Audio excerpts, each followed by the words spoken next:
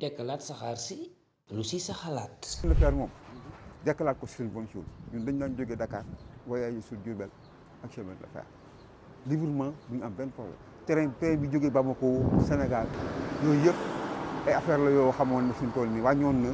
wàññi woon na même les accidents pareils là fi ñu toll li ngay gis nii amul woon bu njëkk parce que li war a chargé yenn conteneurs yeeg affaire yooyu yëpp fi ñu toll di ko daan defal di ko daan wax ñu très marchandise lañ ko doon wax bu jaaraan ci dëkk ba sax dañ ko daan taxaw di ko seetaan ndax fi ñu toll nii xam nga on est de Diourbel waaw fekkee nañu yooyu yëpp xam fi ñu toll actuellement li mu doon apporter Sénégal ak ni Sénégal daan bénéfice infrastructure. bu dee autorail bi pour Sénégal la muy daw diggante Sénégal ak Dakar ak Tamba ba tey baax na parce que day dugg ci réew mi comme la day yokk koom-koomu réew mi ba tey rek parce que tamit li ñuy jël di ko dugal feneen muy dem feneen loolu tamit day yokk koom-koomu réew mi dem ay Tamba Mali affaire yooyu tamit te mu nekk raayu Sénégal baax na.